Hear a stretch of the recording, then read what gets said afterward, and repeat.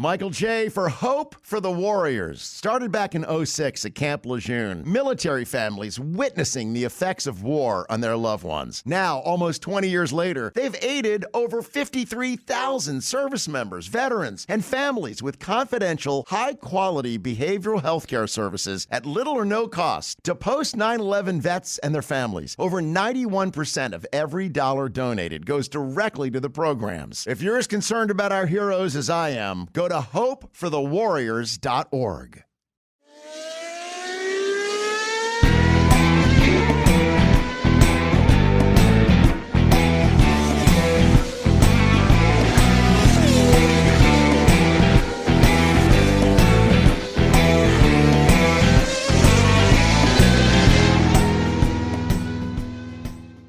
Guys and girls, this is the 1-year anniversary of the time when Mattia Binotto came out with this legendary quote.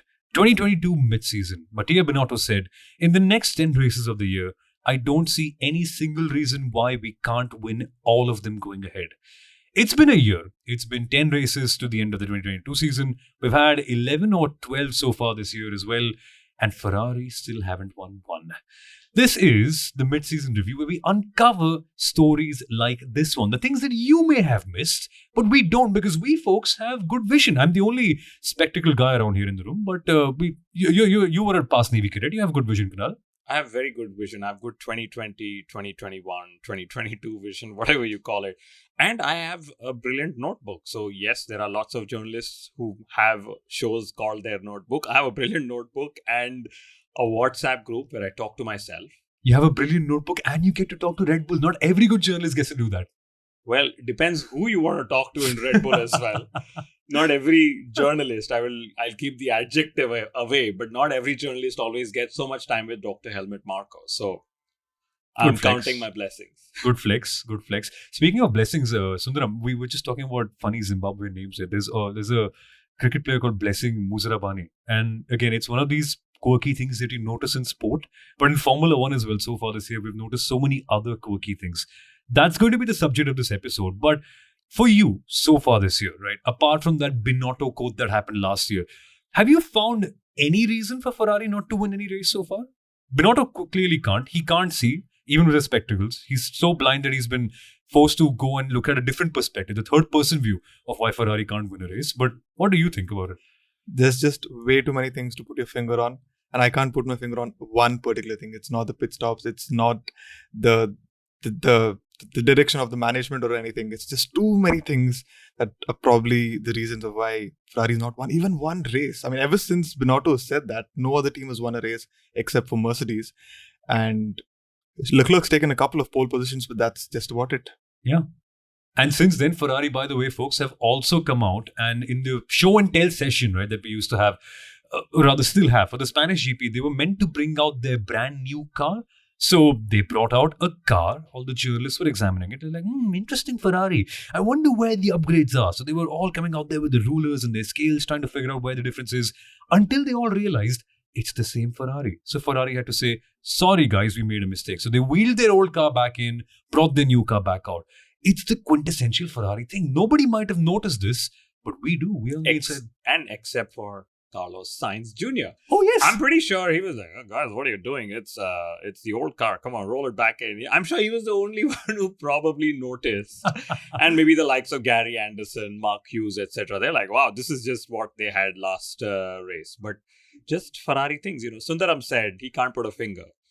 I don't think anyone can, but I can just say just Ferrari things. Yeah. I mean, when I go through the notebook and I now have it digitized and I just search Ferrari, pretty much every third point is Ferrari. I mean, something as simple as, what's the problem with Ferrari? Oh, the wind is making our car sensitive. Come to think of it, F1 cars are designed in a wind-sensitive manner, yeah. In a wind tunnel. I mean, does their wind tunnel not blow wind? Is what I wonder. Is it just those things rolling on the floor? I mean, it's designed in a wind tunnel. And guess what?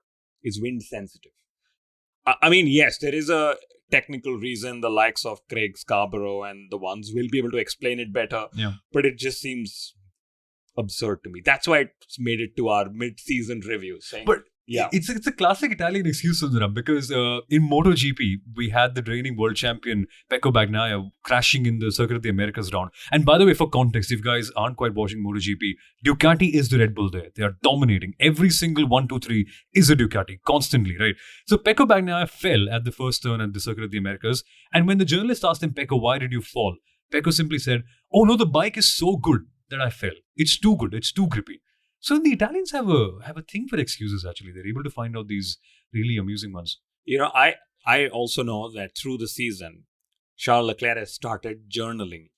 Now, that's one journal I would definitely want to pay $1 million to get a hold of, because it's a way of coping with emotions, coping with yourself. It's a self-development tool, one of the several ones available. Like the other one is listening to our podcast. Anyway, but Hey, well done. Well done. But that journal, can you imagine Leclerc, after all those radio messages with Xavi and after all the instances where, he's had a very tough season. I mean, it's either wet or dry and he's fine, but suddenly it's mixed and he's nowhere. Okay, and which is a bit of a surprise for somebody like a generational talent as Leclerc. But yeah, that's the journal I would love to get my hands on one day. I mean, if Leclerc at some point of time launches his own book, I would love to pre-order that probably a year ahead, because I really want to know what the driver is going through, especially in these really difficult years with Ferrari. I would like to know what happens within the team, how he's coping with that, and how is he trying to stay so calm and still want to sign more contracts with this team when there are so many mishaps, there are so many issues with the team. I really want to know how he's coping with that, because I definitely would like to have those sort of secrets in my life, tips in my life. Yeah, exactly. I know we're not the kind of people who discuss other people's relationships on the podcast, but my God, imagine this guy in a personal relationship if he's keep on going back to Ferrari.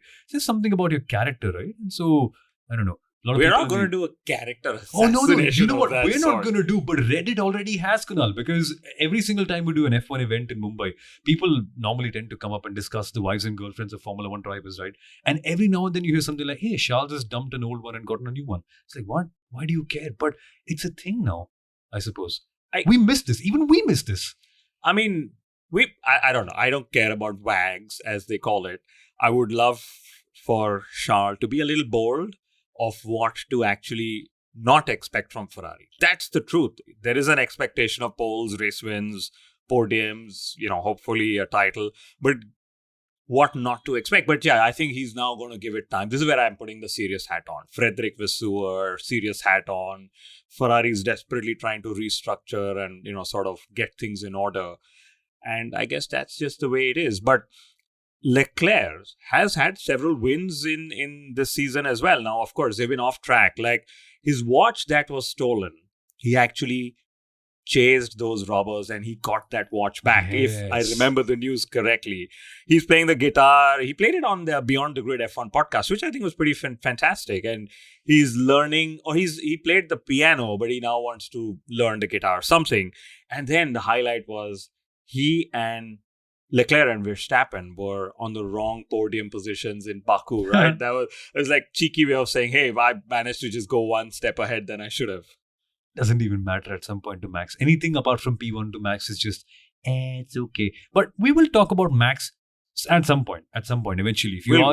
If you are a detailed listener of the Inside Line F1 podcast, firstly, thank you everyone. But you know for a fact that Max isn't going to pop up very early on this episode. So if you're a Max fan, skip to minute 54 and 37 seconds, something of that sort. Okay, but we are yet to introduce what this episode is all about. It's been 8.5 minutes.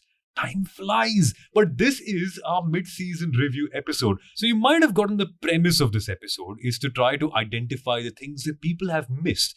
But this is by no means going to be a wisdom-based or educational-based or analysis-based episode. So before we get to all the banter, let's just give everyone one main learning from the season, like from the season so far, so that then we can proceed to all the other fun stuff. And for me, folks, it's been that you can't impregnate 9 women at the same time and expect a baby in a month. That's my learning from the first 6 months of the year. What about you, Sundaram? What have you learned? I think my number one learning is the race does not end when the checkered flag drops, because clearly the classification is going to change a couple of hours even after it. So we've seen that in Australia, we've seen that in Austria, and definitely you need to be up for a couple of hours post the race to see if there's any changes, any penalties, any reinstatements, because that's how funny Formula One has been as well in those areas. Yeah. What's your learning so far? My learning so far is that the FIA will do what it takes to be in the limelight, right? Okay. They banned having bikes and cycles on the track because they want drivers to walk so fans are able to see them, right? That was the FIA FOM joint directive. They banned celebrations on the pit wall. They banned political messaging without prior approval of the FIA. And then there is, of course, the Lewis Hamilton jewelry gate, which suddenly just got sorted. Nobody knows how. But just so many FIA instances. And something as simple. We know the cars are broader. But the FIA never thought, hey, we need to make the grid boxes wider, right? It was only after the first couple of rounds, several drivers, experienced drivers, were getting it, out of place, out of hand. They're like, oh, yeah, we'll actually sort them from race 5 onwards, but for the first 4 races, you'll figure it out. So the FIA, and now, of course, there's going to be the 11th team, 12th team, the whole whatever thing. But yeah, the FIA, my goodness, it is... For a reason, the FIA Formula One World Championship. FIA has title rights without paying for it. They get paid for it. And it's interesting. They're turning a lot into a repressive kingdom state where they're banning what you can wear, banning what you can say, banning how you can celebrate, being extremely late at policy measures. I don't know what's next. Banning journalists? That's been on the cards for some repressive states. What's going to be next? Are they themselves going to pay $50 million to host a race or something? Are we referring to something? Are we risking any more bans for ourselves? Not that we've had any. But the fact is, I don't want the FI to start playing up what happens to podcasters like us. By the way, okay, since you mentioned. Okay. Podcasters are not officially recognized as journalists, which is the weirdest thing because we actually put out, I'm now representing all of the billion F1 podcasters in the world. You cannot seek accreditation as a podcaster, which is so weird because this has gone on to become such a serious way of talking of the sport. We've got so many lovely podcasters out there. So that's the one thing the FIA should definitely unban. Not that there's a ban on itself, but yeah, the whole accreditation journey, the accreditation policy is fairly archaic. I mean, you have 1 million followers on Instagram, you'll suddenly get a pass, but you got 1 million downloads on a podcast. No, we can't see your face. We can only hear your voice. I don't know, Sundaram. What does it take to get accreditation? Do we just have to make a reel talking about our favorite driver and why they also resonate a cat or a lion? And even that won't do it. Even that won't do it. I think some people have done it. I'll tell you what's the next real idea that's going to come. And maybe this one's for a Mr. F1 Stats Guru. Optimizing F1 team operations under a budget cap. You should collab with a financial expert, an accounting expert, because that's what's happening. It's gone from becoming an engineering sport to an accounting sport. Every screw and driver and nut and bolt is accounted for, right? So it's, yes, engineering, but, the way Toto Wolff and the likes have said, yeah, we are the best accountants now working in the team, telling us exactly what's what, what's not. But so that's another sort of step in the F1 direction, which is just so strange. It can go on to be, I think, a full-fledged course itself now because the budget cap is in place and a lot of finer things have to be measured and have to be kept well within the budget cap. So I think it can be a 5-part 1-hour episode each course on how to ensure that you're well within the budget cap. But too many things to talk about the FIA in general. I think for me, what really amuses me is that the FIA it puts out a penalty, and then the teams are able to go back to the FIA and tell them, "Hey, this is what the rule book says. This is your rule book which you have written down, and we are here to pinpoint your mistakes." It's happened a couple of times. Austria. I mean, people going back to the FIA and telling them there were way more track penalties that you should have given out, and they're like, "Yeah, we kind of forgot that. We kind of missed that. We were going to tell that out, but you let it out before us." I love it. So is there going to be another 6 months? I mean, 6 months down the line, now we're going to have another report about it where the FIA admits that they did something wrong, but they won't go retroactively to change it. They'll come up with some very vague recommendations to alter the track limits policy and eventually end up with the same system as before. Track limits, Austria. My goodness. How many did we have? 200? No, 1,200 potential breaches which they had to review. And I think eventually they had around 150 deleted laps through the whole weekend. So qualifying and the race, roughly 80 in the race itself. How many laps do people overall do? Like Some 70 into 1400 odd laps, something, right? And I remember putting out that maths. I would love for an independent fan-run auditing agency to say, we are going to audit every single thing that happened. And I'm pretty sure that result would change even now, because the numbers just don't make sense to me. And it baffles me, for a sport which is very technologically advanced, right? And I love what the FIA is able to do about safety. They are preemptively taking so many measures that's sort of making the sport safer, right? But they can't imagine something as simple as track limits. I mean, do you have AI type sensors? I mean, I don't know. AI is drawing images of Formula One drivers and giving us logos and how they look in 2050, and they're able to do so many things. I'm pretty sure some sensors, whatever, etc., will do all the work manually. But no, we will have humans. We will keep creating jobs. And I'm being very harsh now, but that's what I'm known for. We will keep creating jobs. We will keep have a camera pointing at that white line, and we'll rely on what's known as human error methods and human bias. That's my favorite driver. Let him go. Like, I'll penalize him if he does this the next lap. But I don't like that driver. So what do we do about that? And despite all of this, the FIA will change all the rules except for what happened in 2021. Oh, yeah. They'll change all the results.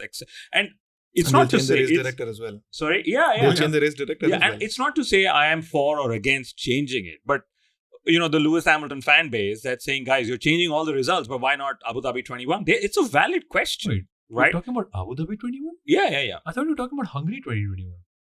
What? Hungary 21 Oh, was... Abu Dhabi 21 didn't happen. Okay. The season ended in Sao Paulo. Okay. What are you talking about?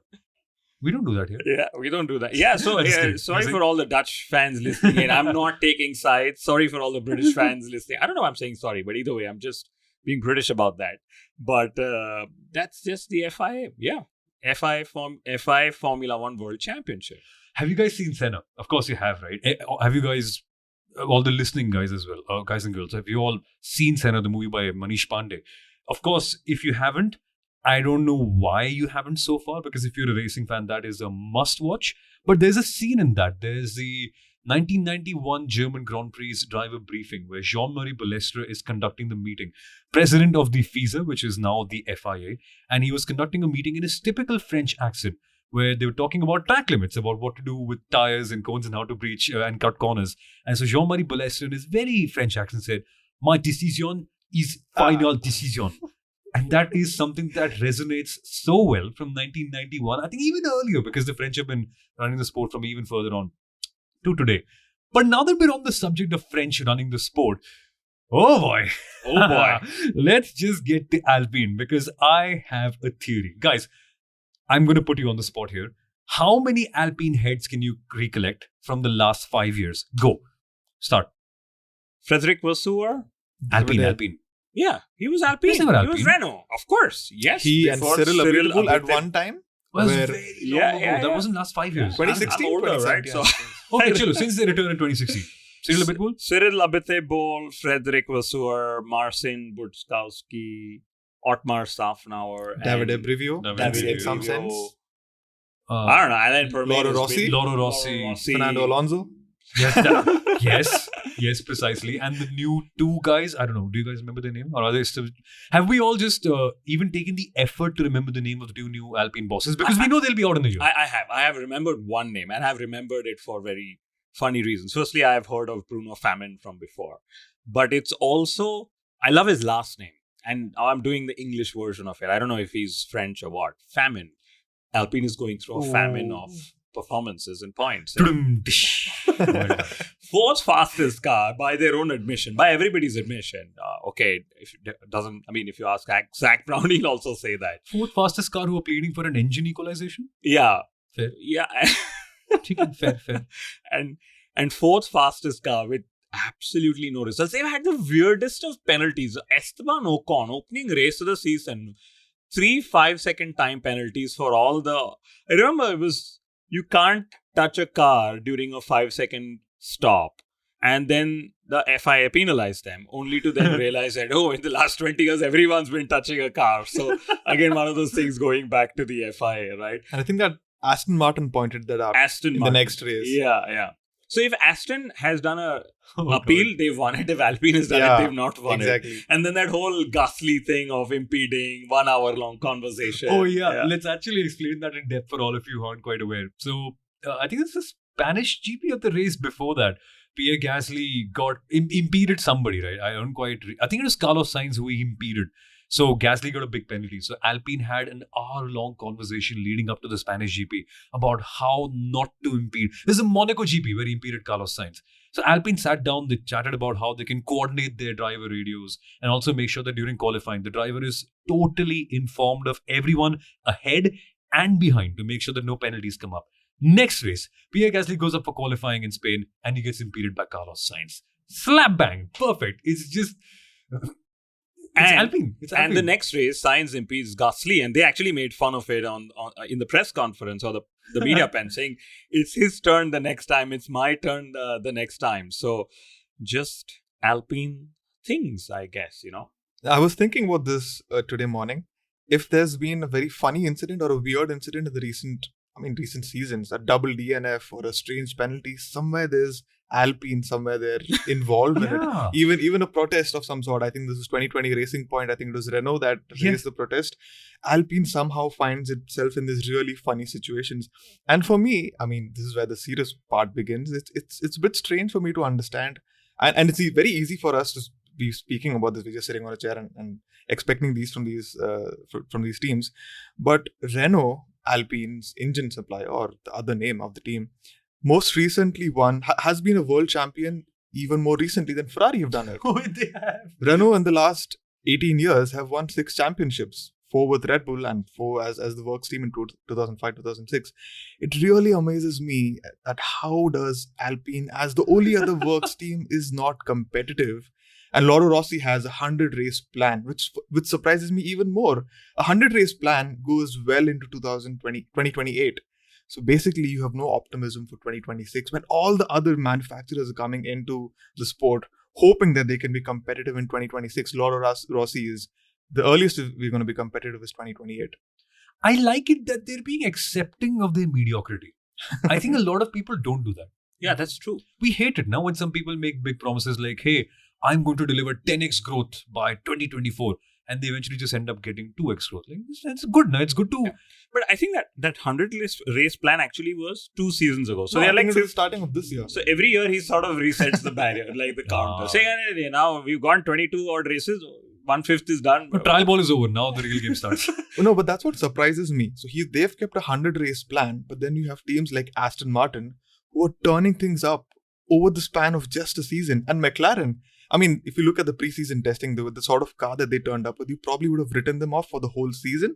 But just with 2 upgrades, they've literally bought their car into the top, into the podium spot. So is it really not that possible to turn things around in probably a couple of seasons? It's the cost cap. The cost cap. That's what everybody blames. The cost cap is actually working against us, bringing upgrades to the car, says Mercedes each time. But, Aston Martin, McLaren have been great examples. And I think Alpine is in now a period which Sommel is going to really love, right? Oh, yes. So they've had all these 14, 18 heads over the years. New heads have come. And now it's time for all the ex-heads to come and make statements against Alpine. Oh, yes. So Alan Prost started last year and he took Loro Rossi down. Then Cyril Abiteboul has just spoken. And, the summer break is actually bad for Alpine's PR because Otmar Safnauer has gone and made statements. And I love Otmar's quotes, and I'm pretty sure at the end of the season in Sideline F1 Parody Awards, we're going to have the best quote of the year category and all nominees will be Otmar Safnauer, right? Like people were shedding a tear when he actually left the Alpine facilities. Firstly, I don't know if he even went back after Spa to the Alpine facilities in Enstone, right? But either way, yeah. So now is the time for all the ex-heads. Is David Ebreo next? Maybe we should approach him and ask him to join us on the podcast, But who runs the goddamn team, Sundaram? Who runs the team? So there's this amazing cricket team in the IPL called the Delhi Capitals, and they are the same thing as Alpine because they have the most illustrious coaches. They have... Think about it in Formula 1 context. They have Senna and Prost on the coaching staff. Then they also have Gerhard Berger on the coaching staff. They then also have Jean Alesi on the coaching staff. Then they currently have Charles Leclerc and, I don't know, Lewis Hamilton on the playing field. But nobody knows who actually runs the team. So whose team is it? And same with Alpine, right? So have you guys also heard of this whole... There's this amazing book called Plato and the Platypus Go to a Bar, and it has this beautiful first chapter where they're talking about Atlas. So Atlas apparently holds the sky on the world on his shoulders, right? So somebody asks Atlas, if you're holding the world on your shoulders, what's below you? Oh, it's a turtle. What's below the turtle? So there's another 14 heads on the top of them, right? So I'm assuming it's Otmar controlled by Lauro Rossi, and then Lauro Rossi gets sacked by who? Luca Di Meo. That's the... Luca Di Meo. So who sacks Luca Di Meo? Because they're all going to get sacked eventually, right? Eventually, it's going to turn out that Flavio Briatore still owns Renault. I mean, I wouldn't be surprised. Yeah, it's just Briatore things over the years. It's heads all the way up to the top. Till Flavio Briatore. Yeah. So, in a way, right? Like Maruti Suzuki represents what India stands for as a country, like a growing... So, I mean, I think you can understand the country by their leading automotive brand, right? So with India, it's Maruti. Evolving, cheap but evolving to the top, higher quality eventually, adapting to more gizmos. With Alpine, you can tell what France is like by just looking at their racing team or looking at their primary brand. It's chaos all the way through, unfortunately. It's always mismanagement. Sometimes you get a great end product. Sometimes. And people remember them always for those sometimes. But it's all internal chaos. It's a fun way to look at it. Same with Ferrari. It's beautiful on the outside, but... I'll tell you, Ferrari's title win could actually be Felipe Massa protesting the 2008 title. He's actually considering legal opinions, whatever. I don't know pretty much how far that will go, but since you said Ferrari, that whole title drought they've had, the famine that they have of the title. Oh boy. Nice one. No, but 2008 is still the last time when they won a championship. If not the drivers, the constructors, So people forget that. He wants to ouster Kimi Raikkonen as the last Ferrari drivers champion 20 years later or whatever that battle back. But my mind actually goes to the Ferrari customer team, Haas, right? I think their season started on a very, very positive note. Haas has had a season. Like, do you guys remember Haas existing? I think it's the first time this year that we're actually talking about Haas on the podcast. Yeah. So I think Haas's positive, note from the start of the season was, guys, we're going to bring a smaller pit wall. We don't need 8 people to sit. We'll manage with 6 people. It helps us save on the cost cap. 3 people. No, 3 people. 3 people. Yeah. And I actually have never seen the Haas pit wall during a TV broadcast. Exactly. And I don't know if it is because it's down to 3 people or they realize that, oh my God, they've said 3 people, but they've gone back to the 8 people seating or 6 people seating, whatever. So I don't know. Has any of our listeners, if you guys or girls or wherever you all are, have seen a Haas pit wall during a live broadcast, please remind us when. I think the last time that happened was at the British Grand Prix when Kevin Magnussen had his engine blowout. And that's the interesting point. That's a very interesting point that you make. We've not seen Gunther Steiner or the pit wall way too many times in the broadcast because their drivers are not crashing or colliding with each other. That's one of the positives, I think, for Haas this year. Yeah. And I think that was one of the master strokes in getting Nico Hülkenberg. They're not making a lot of mistakes on track. They're not piling up the money in terms of Destruction Championship. But in that sense, they're doing well. And I think that was a master stroke, getting the smaller pit wall. It's technically not on track, but also not off track in a way. But it's a very Indian thing to do. Exactly. Right? Like, this is what we would, for all the Europeans and everybody from the West, all non-Indians are listening in. This is what we term as jugaad. It's like a hack. Yeah. We need a pit wall. We don't need 6 people. We can save money. Guess what? Chop it in half. We'll have 3 people. And do that. And jugaad is not a hack; it's a way of life, isn't it? But I just have to. It's an emotion. You can't really. Ravi Shastri, I know you're listening in, Mr. Shastri. Thank you. Good morning, sir. Good morning. But he'll definitely understand this emotion jugaad that's there, right? But I think you mentioned Hülkenberg. Can you imagine? He scored 81% of the team's points this season. Oh, yeah. And I love listening to his radio post races. He's like, guys, it's the same problem. We're chewing our tires. And he will eventually sign off saying, but it's okay, we haven't been beaten by our competitors this race in the drivers, whatever, in the Constructors' Championship. And the only positive news other than the 3 people pit wall is Alfa Romeo is suddenly waiting in line to sponsor Haas, because Alfa Romeo realized that they need a team that's going to be slower than Sauber for them to cheap entry be a whatever works team. So eventually there will be I don't know if Haas will be called Haas still, or Alfa Romeo will force Haas to be called Alfa Romeo. Because that's what's happening at Sauber, right? It's Sauber, but Alfa Romeo is like, guys, we're paying you money. We have to call the team Alfa Romeo. Exactly. Will that happen to Haas? Sundaram, why do Alfa Romeo still exist in Formula 1 as a sponsor? Do you remember any new cars coming out of Alfa Romeo in the last 3-4 years since the Giulia Quattrofoglio, which is a great car, by the way? But anything after that? I really don't know what. I mean, okay, probably they would know better. What's the benefit of having this sort of a partnership? Money. No, where are they getting the money to spend from? They're not selling any cars.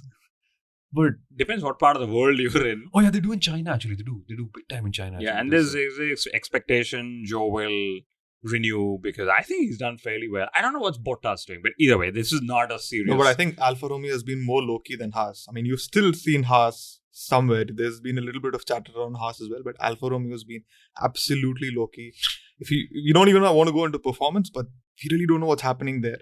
Yeah. But coming back to Haas, there was one thing that I really liked was at the Austrian Grand Prix sprint, and like Kunal mentioned, Haas does tend to really chew their tires in race conditions. They do much better in qualifying. During the Austrian GP sprint, I really loved the gamble that they made to go on to slicks, and they still managed to take points. That was one of the highlights. They made a strategic gamble and it worked, and they finished well within the points. So a few more positives in that sense for Haas, which I really like this year. No, it was good. They tried again, which is they went out of the points. They went out of the points and they came back. I think if there's one team that really looks forward to a sprint, it's Haas. Exactly. So they're like, our tires just don't last race distances. I mean, we need more tires to run a race distance. So what do we need? We need a shorter race. Hey, there's a sprint. Let's go and score some points. And last year they did fairly well in the sprints as well. I remember that whole Mick Schumacher, Verstappen, Hamilton thing, Austria. Yeah, that's what we remember Mick for. Thank you, Mick. No, I think Haas has done exceptionally. I think they've scored more points in sprints than a lot of other teams around them, like Williams, Alfa Romeo, and I think even Aston Martin. I think Haas has scored in more sprints, I think, than Aston Martin. What, for real? I think so. I vaguely remember. But like Kunal mentioned, Haas really looks forward to races like sprints because they tend to take a point off the other teams. Wow. Yeah, I distinctly remember them only being alive during the sprint races. Yeah. But I'll tell you about one team that we all didn't know was alive for a while. So here's a headline stat that I am going to bring up. It's totally irrelevant, but here goes. This year, McLaren have the same number of liveries used as AlphaTauri have points so far in the season. Wow. 3. Also 3 AlphaTauri drivers. Also 3 AlphaTauri drivers yet.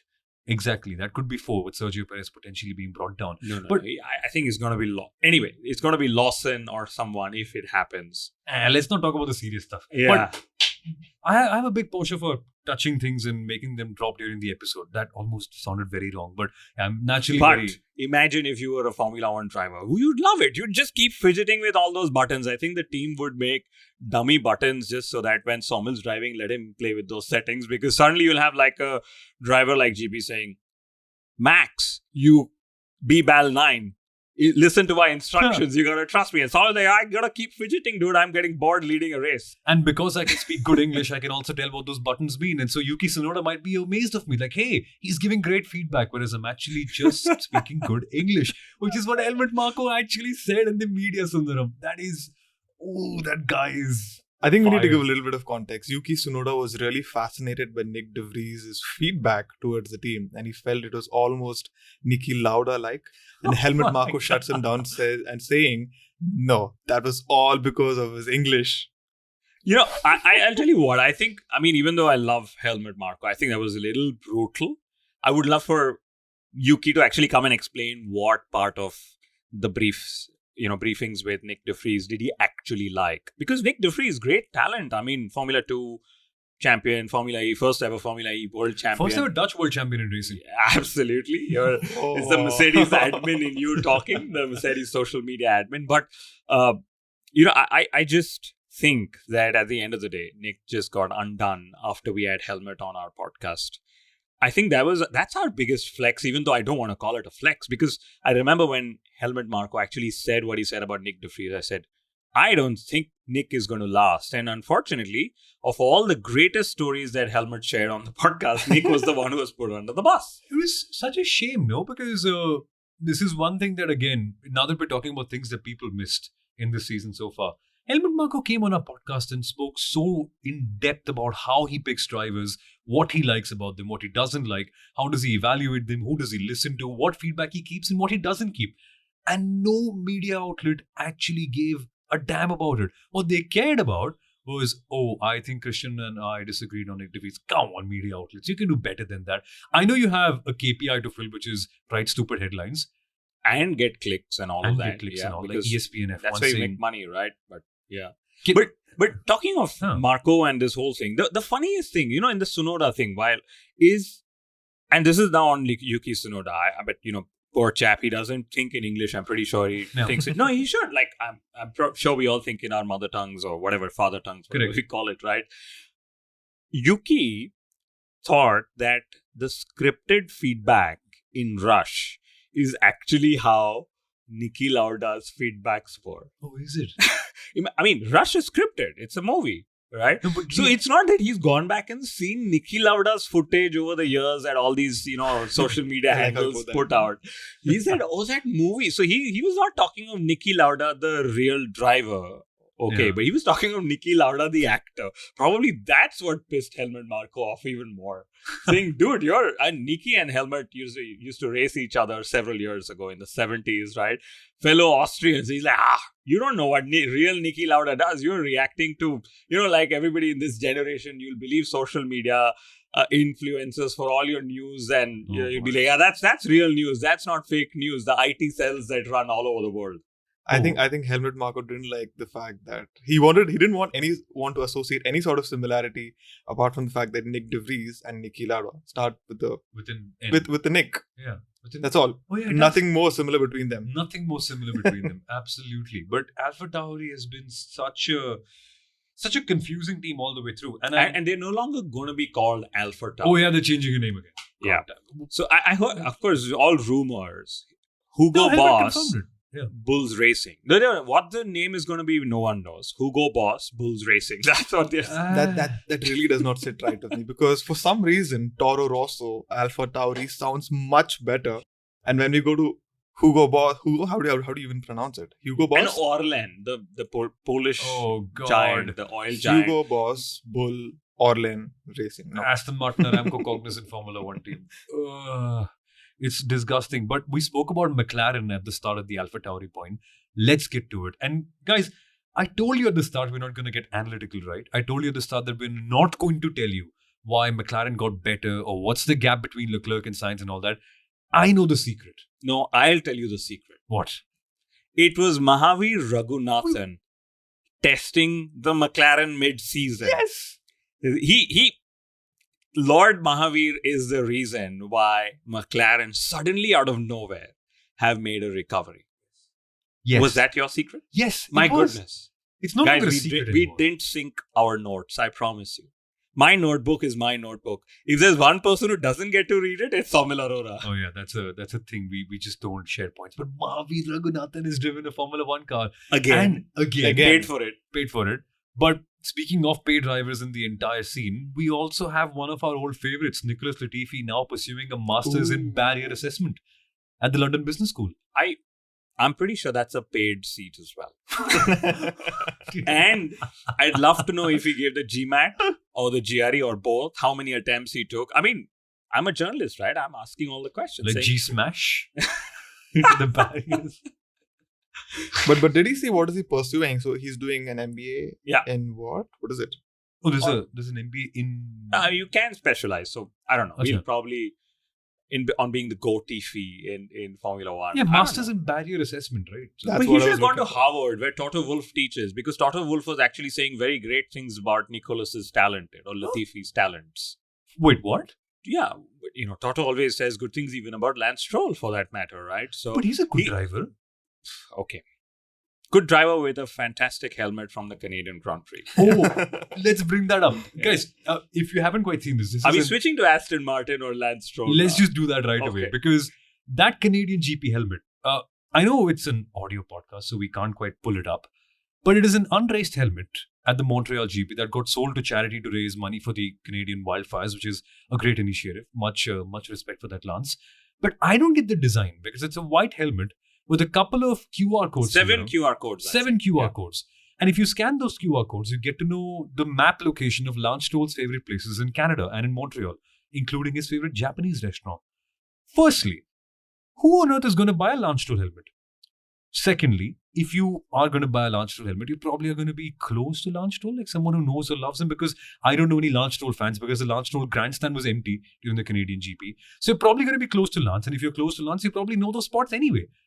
And then who's going to scan the QR code in a helmet that you can't even see or touch or feel? Only one person can.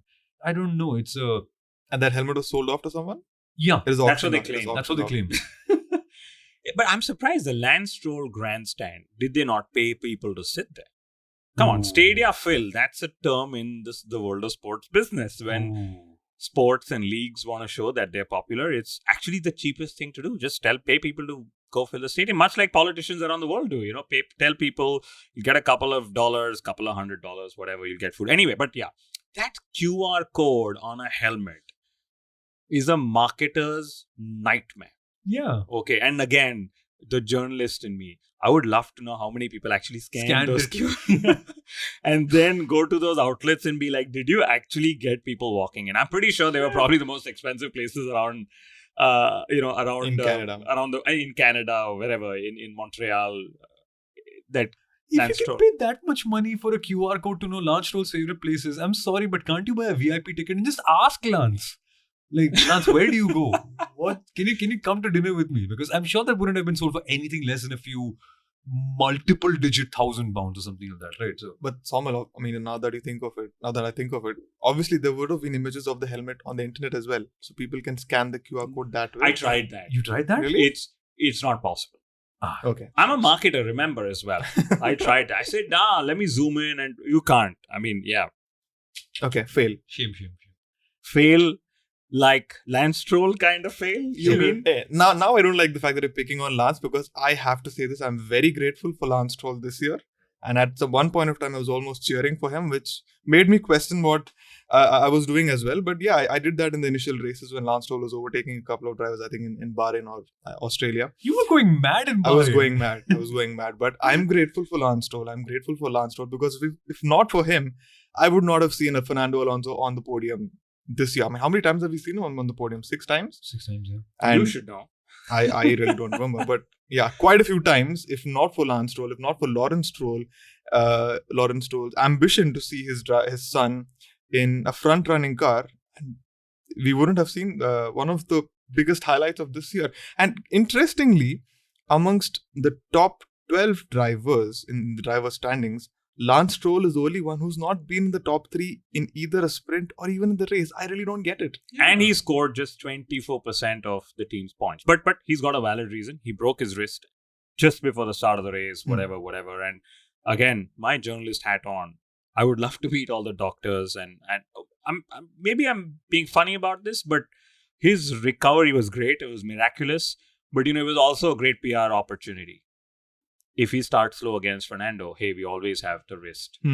I'm sorry. I know this is not going to make the cut with a lot of people, but that's just how I think sometimes. I know this world is all about media and PR and posturing and positioning and all of that. Now And that you've mentioned posture, you mentioned Lawrence's ambition is to see Lance drive for a top team.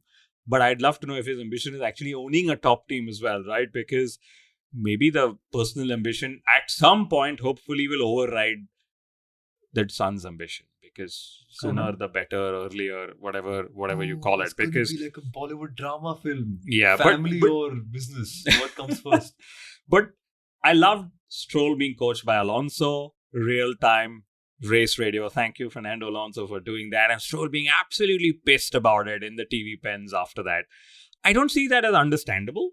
But, that's just what you get when it comes to Fernando Alonso. But I must say, I'm very upset with Aston Martin. In Monaco, they didn't gamble when they should have. They should have scored that race win. Even though they're grateful for this position they're in, they should have had that race win. Mission 33 could have been accomplished in Monaco. And gambles have actually been a part of, Aston Martin's journey in 23. They even gambled. I think Stroll was on the mediums instead of the inters in Spa during the sprint qualifying where he crashed. He took Fernando Alonso out, something. Anyway, but yeah, that's just Aston Martin things. But they've said, we have enough budget left to bring upgrades. This statement was made just around the time when there were rumors that at least 2 teams have made budget crap breaches, right? So let's see. Crap. I think that's a good way to put it as well. It's pun intended, but it was a slip of tongue or tongue of slip. And then the whole quintessential thing. We actually struggled after Canada because our upgrade gave us too much downforce. Did they say that? Yeah, they actually said that. I secretly think Williams is filming Aston Martin. We want all that too much downforce because we have none of it. My word, it's crazy sometimes when you take these statements out of context, how they come about. But I'm also going to take another thing slightly out of context, right? I know when we were prepping, we just had to say, okay, we need to have one word about Logan Sargent. I don't know what it's going to be, just something or the other. We thought and we tried a lot. We were thinking, what can we do? What's the memorable thing that we've missed out on? There are 2. Firstly, the most amount of airtime that Logan Sargent has had consistently on a Formula 1 broadcast this year is when he parked his car outside the circuit at Baku and he was being checked out by a marshal. That's the most amount of consistent airtime that he's got on TV. I have no clue why Saumil Arora remembers a man checking out a man. I have no idea which broadcast he was watching. I did not. It was a female marshal. And, was it? To her credit, she did look very good in that outfit. But she was checking out Logan Sargent like badly. Saumil is revealing a lot of his... It's okay. Yeah. But I want to reveal another thing. Because there is another beautiful Twitter page that if you guys aren't following, you have to. It's the most out of context thing in the world, but there's a page called Logan Sargent Updates that I very, very consciously follow. And it posts out a beautiful video of Logan Sargent from every single session. You know, right? The most American name in the world is Sergeant Logan. Obviously, there's no 2 ways about it. Can't top that. Now, the General Groves from Oppenheimer doesn't even feel as American as Logan Sargent. But there's this page where it has a photo of Logan Sargent. In the background, there's a bald eagle, an F-15 fighter jet, a chopper, bombs, oil tankers, the White House, and there's a song called Freedom, fuck yeah, and Logan Sargent P-17, a good FP1 after a great tire blowout. Every single session, it has freedom updates from Logan Sargent, and it's amazing. It's a... We're really roasting Williams drivers right now, right? No, just Logan, not Just Albon. Logan, yeah. Albon comes later Latifi on. was already done. Yeah, Latifi. Yeah. I don't know. And Stroll Is he as well. paid to still be called a Williams driver and not drive the car? A Williams heritage driver? Oh. So there's Stroll, there's Latifi, and now there's Sargent. So yeah, we've given them enough airtime.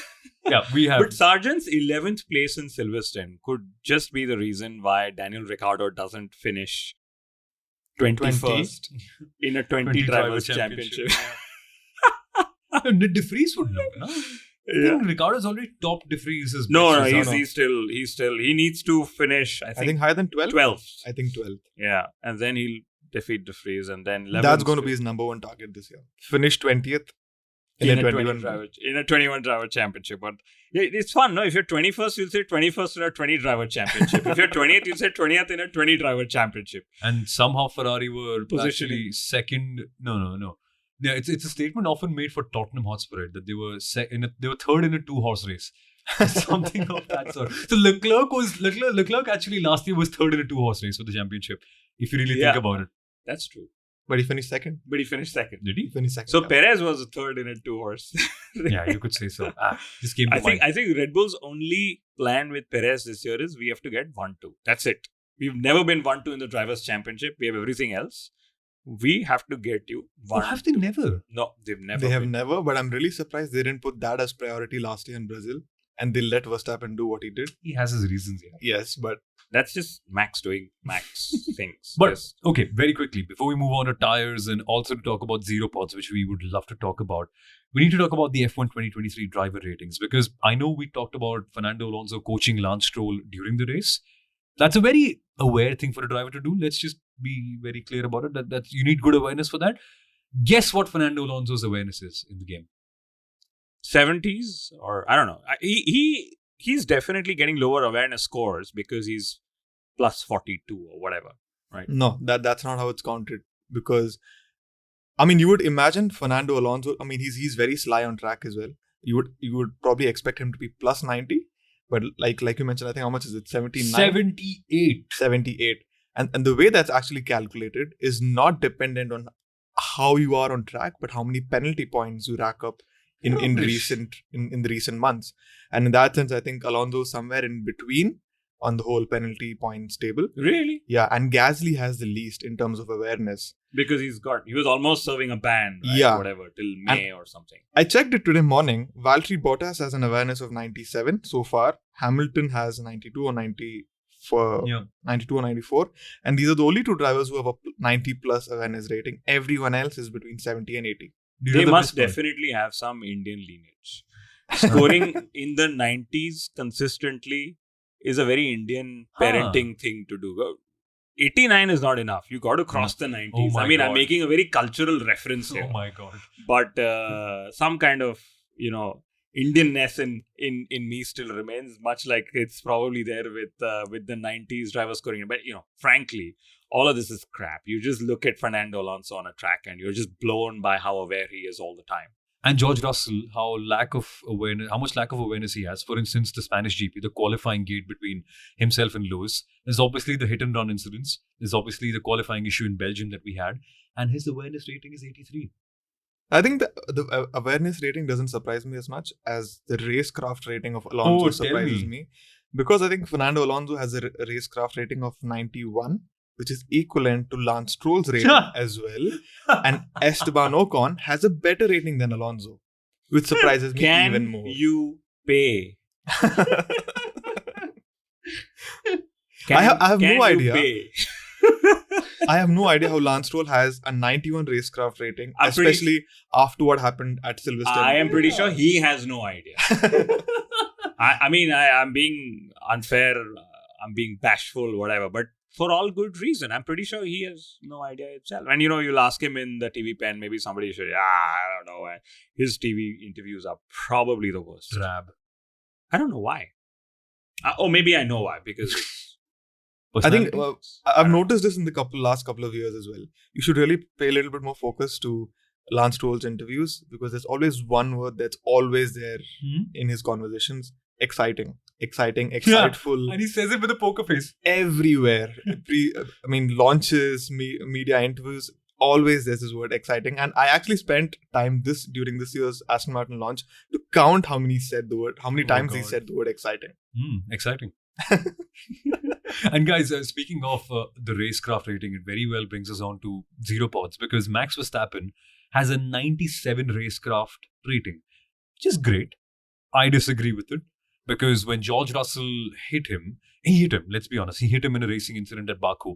He was trying very hard to make sure that Red Bull Racing also went to the zero pods concept, which I think they successfully did until the end of the race, but still won it. That's Red Bull just showing that zero pods can work. Mercedes just are terrible at what they do. Hamilton tried to do something similar with Checo at Spa, like take a side pod off and say, can we see if you go with 1.5 side pod or one side pod or something? And then Red Bull are just going to bring up a new car with no side pods. Like, if you want to bash us so badly into this side, just keep on doing it. We'll just remove it. But even then, Verstappen has 97 racecraft. No, it's actually quite the opposite that happened. Okay. They didn't lose their side pods. They didn't have their side pods reduced to zero pods during the race. It happened in the sprint. I think both sprints, Baku sprint as well as the Belgian sprint as well. It was Russell on Verstappen in Baku, Hamilton on Perez in Spa. And on both occasions, Red Bull didn't perform very well, which gives Mercedes even more reason to believe that the zero pod concept wasn't working. There were rumors that Red Bull would at some point of time try to implement that, because they have a huge bank of points. That. But when they were not doing it, Mercedes was like, let's forcefully reduce it to 0 points. I'll tell you what. Toto Wolff just made a statement. It's like a bunch of F2 cars racing against Red F1, Bull, yeah. which is F1. You know what Red Bull should do? They should take an F2 car, really, Yeah. and run it with Max. Maybe they'll still win with all their levels of dominance they've had. Which reminds me, I think Alpha Tauri is rumored to drive this year's Red Bull car next year. Ooh. No, that's not possible. That's not possible That's within the David doing a regulations. Crofty moment. Okay, he, you can borrow parts. There is a regulation that's there that allows you to do what Haas is doing, which is the maximum amount of transfer. But no, you can't literally use an old car. That's just not allowed. It's not 2008, unfortunately. Yeah. But, okay, now that we are at the closing stages of the mid-season review, we need to talk about what to expect very quickly in the next year. And that's going to be one thing that I'm going to bring up. So in the last 6 months, we've had a new Fast and Furious movie. We've had a new Mission Impossible movie. It seems like there's a new one every 6 months anyway. So there is that. Messi and Ronaldo have moved to the USA and Saudi Arabia. The Weeknd made his disastrous acting debut. We had Binotto and Gunther Steiner sitting together in a small Fiat. Helmut Marko actually announced that Nick de Vries was going to get sacked on our podcast. We had MS Dhoni win an IPL. We had Pakistan getting another bailout in the last 6 months financially. We had Latifi getting an admission in an MBA school. We had a lot of stuff. We had Ravi Shastri on the show as well. We had Craig Scarborough. We had endless things. But there is more to expect. Firstly, an event with Jehan Daruwala this Wednesday at Car Social. By the way, all the Mumbai folks, check out the tickets on Paytm Insider to know how you can join us. But apart from that, what are we really looking forward to? Because my eyes are on tires, especially wet ones. I don't think the tires. I don't know if I'm looking forward to the wet one or I'm looking forward to what Mario Isola now says is the intermediate plus or super intermediate. You know, Pirelli's going down that road. You have soft, you have super soft, you have ultra soft. At one point, they were going to get Hyper soft. Hyper, super, ultra, mega soft. Basically, you know, they just had tires. And Spa, which just happened, you know, George Russell said tires are rubbish, the wet tires. And Mario Isola said, yeah, I agree, they're rubbish if they're used behind the safety car. Of course, he was trying to save his and his brand's reputation. And then the funny part, Alexander Albon actually said that he went quicker in the wet on his slicks. Okay, but that's also because of the characteristics of the Williams. They were chewing the tires, whatever. But imagine just actually coming out and saying, I went quicker in the wet on my racing slicks. That's a Brad Binder movement. Yeah, Oh that's my God. just the state of tires in Formula One. Pirelli versus Bridgestone, there will be an announcement of that at some point. Everybody wanting a tire war. We'll have a tire war at the tendering stage, but it'll eventually still be one official tire supplier. But the one announcement that I'm looking forward to is the contract extension of Lance Stroll. I'm really looking forward to know how long is he going to be with this team. But okay, that's my last banter point for this episode. But otherwise, contract extensions in Lots of general. Yeah, Hamilton's is already making news, and Toto's saying I want to keep him. Lots of contract extensions. Logan Sargent, I think the Haas drivers, all of them. Yeah. So, but I'll tell you, like the budget cap breaches will actually be announced by the FIA. That is definitely one thing I'd love to do.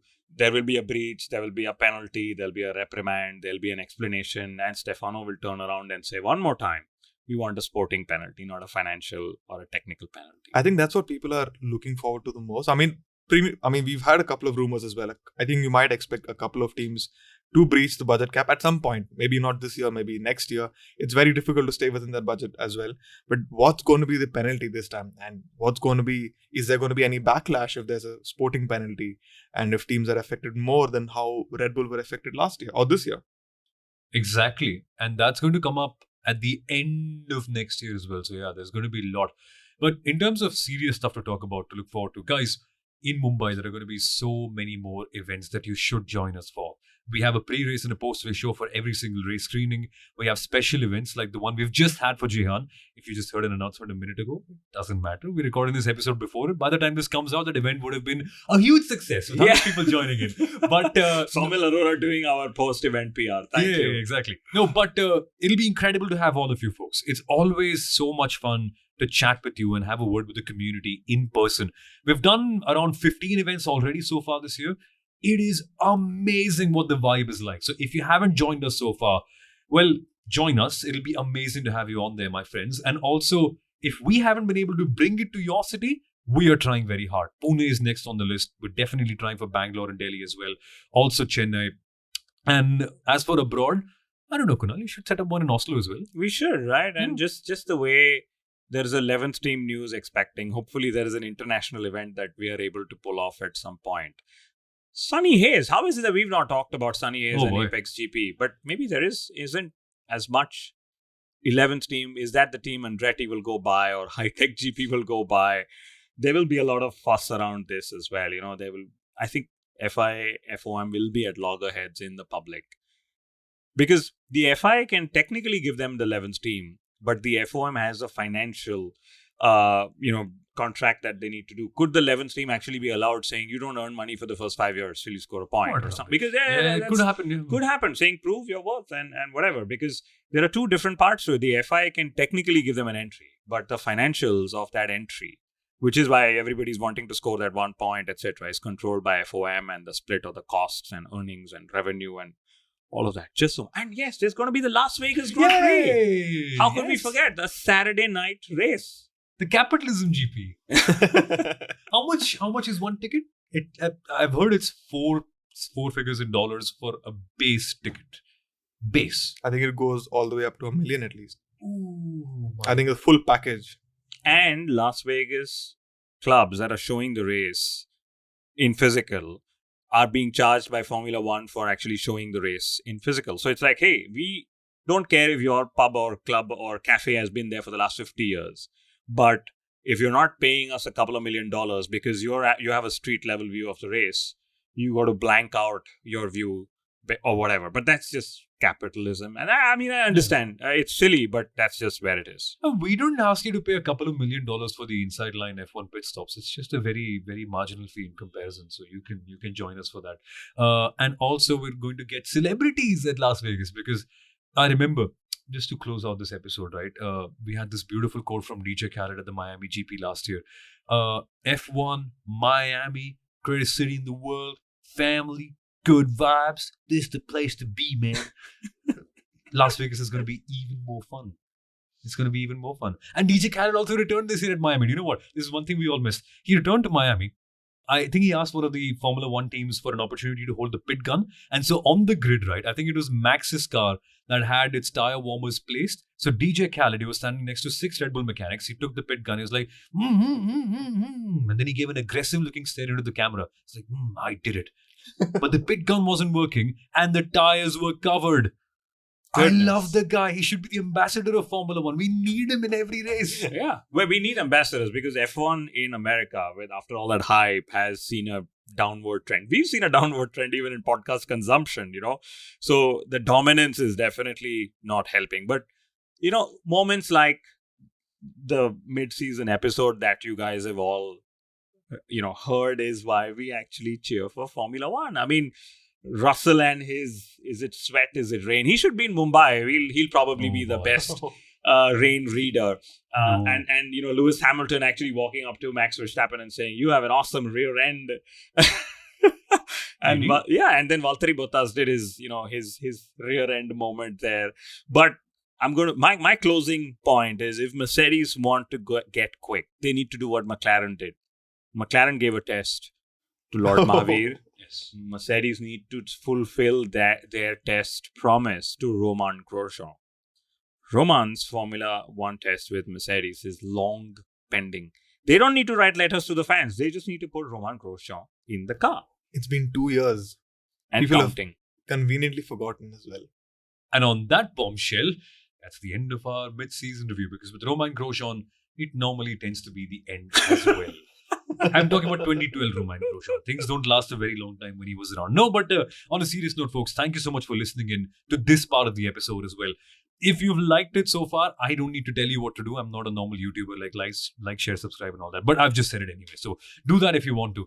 And we'll be back with more mid-season content. So we're not going anywhere. Stay tuned. More fun episodes are coming up and more fun events in Mumbai and around India are also going to come up. So stay tuned and follow us on our social media platforms for more information. Take care, everyone, and we will be back. Bye-bye.